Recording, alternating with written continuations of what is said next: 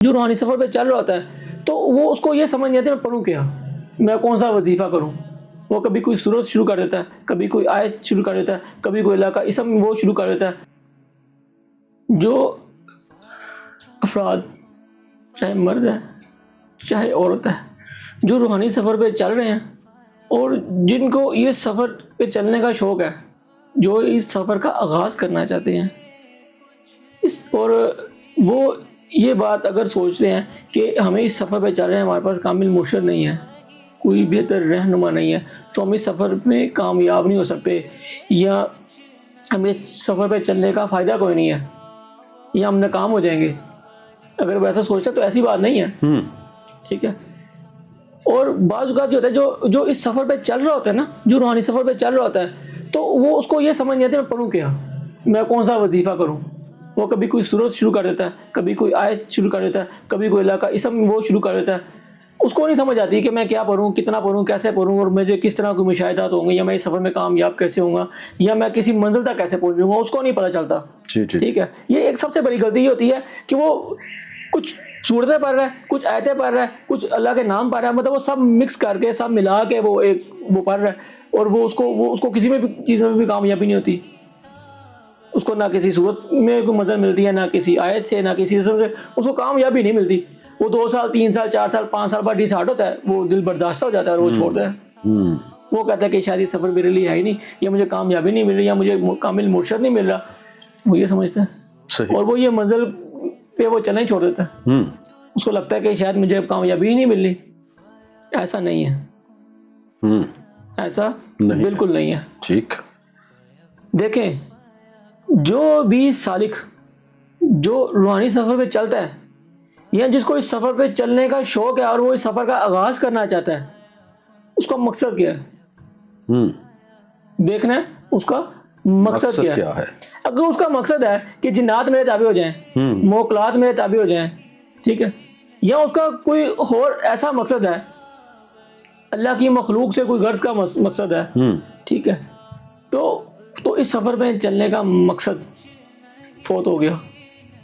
اس سفر میں چلنے کا مقصد یہ ہے کہ وہ اللہ کو پالے, وہ اللہ کو پالے, اس دل میں اللہ کا نور آ جائے. ماشاءاللہ. مقصد اس کا یہ ہونا چاہیے. بالکل صحیح. اگر وہ کوئی آیت پڑھ رہا ہے, کوئی سورت پڑھ رہا ہے, کوئی ورد پڑھ رہا ہے, کچھ بھی پڑھ رہا ہے, مقصد اس کا یہ ہو کہ وہ اللہ کی محبت میں پڑھ رہا ہے, وہ اللہ کی محبت حاصل کرنے کے لیے پڑھ رہا ہے. بے شک. جب اس کے دل میں یہ چیز نہیں آئے گی کہ وہ جب اس کے دل میں جنات, موکلات اور غیر مرئی قوتیں آئیں گی تو اللہ اس کے دل سے نکل جائے گا. پھر وہ اس سفر میں کبھی بھی کامیاب نہیں ہو سکتا.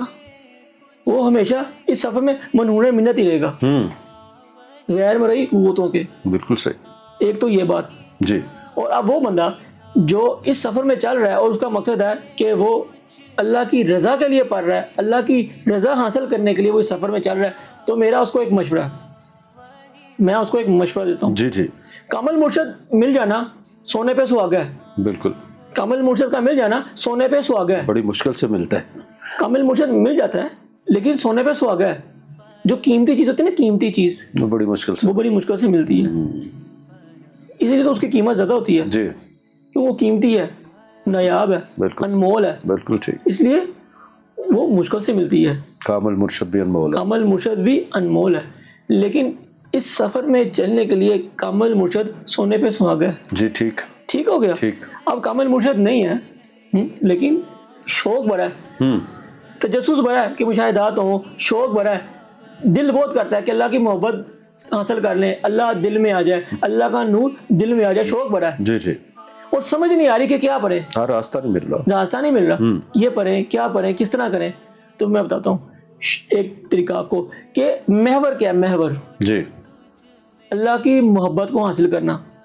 اسی طرح ہے کہ آپ نے کسی منزل پہ جانا ہے, اس منزل کا ایک راستہ نہیں ہے. کبھی کوئی سڑک بھی جا رہی ہے, کوئی شارٹ کٹ راستہ بھی جا رہا ہے, کوئی بڑا راستہ بھی جا رہا ہے, مختلف راستے ہیں, لیکن اس آپ کی منزل کو مختلف راستے جاتے ہیں. ٹھیک ہے نا, پہنچنا منزل پہ ہے. کوئی شارٹ کٹ ہے چلا جاتا ہے, جی. کوئی لمبے راستے سے جا رہا ہے, لیکن دونوں مسافروں کا مقصد کیا ہے, اپنے منزل تک پہنچنا. بالکل صحیح. سیم بالکل اسی طرح روحانیت پہ چلنے والا بندہ اس کا محور کیا ہے؟ اس نے اللہ کی ذات تک فنا فی اللہ کو پانا ہے. ٹھیک ہے. تو وہ کسی ایک آیت کو، کسی ایک سورت کو، کسی ایک ورد کو پکڑ لے ٹھیک جس پہ اس کا دل کرتا ہے، یا وہ استخارہ کر لے. سورۃ اخلاص پڑھ رہا ہے تو اس کو پکڑ لے، سورۃ مزمل پڑھ رہا ہے اس کو پکڑ لے، سورۃ یاسین پڑھ رہا ہے اس کو پکڑ لے، سورۃ رحمان پڑھ رہا ہے اس کو پکڑ لے، سلام قولا من رب الرحیم پڑھ رہا ہے اس کو پکڑ لے، یا حی یا قیوم پڑھ رہا ہے اس کو پکڑ لے، یا ذل جلال والاکرام پڑھ رہا ہے اس کو پکڑ لے. غرض کہ وہ جون سی بھی صورت آیت اسم پڑھ رہا ہے اس کو پکڑ لے اور اس پہ ثابت قدم ہو جائے اور اس کی اتنی ریاضت کرے کہ وہ اپنی منزل کو پا جائے. واہ.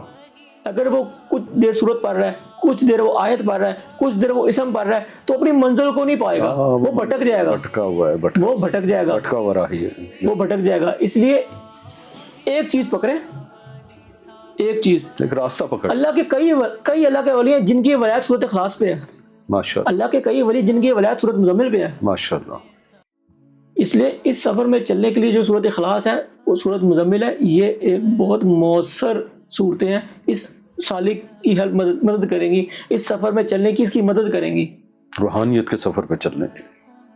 اور سورۃ اخلاص کے پڑھنے والا قطب الاقطاب کے درجے پہ جاتا ہے. ماشاءاللہ. اس لیے اگر کوئی سالک اس سفر میں چل رہا ہے جہاں وہ یہ سفر کا آغاز کرنا چاہتا ہے تو ایک صورت یا ایک آیت یا ایک اسم جس پہ دل مانتا ہے یا استخارہ کر لے اور اس کو پکڑ لے اور اس کی ریاضت میں فنا ہو جائے. اللہ اکبر. اس کی ریاضت میں فنا ہو جائے تو اپنی منزل کو پا جائے گا. بے شک. چاہے 1 سال میں، چاہے 2 سال میں، چاہے 3 سال میں. اور دوسرا میرا مشورہ، جی، اس منزل پہ چلنے والے کو صبر سے کام لینا چاہیے. جتنا وہ صبر سے کام لے گا اتنا ہی وہ اپنی منزل کے قریب جائے گا اور اتنا ہی وہ اپنی منزل کو حاصل کر لے گا. بالکل صحیح.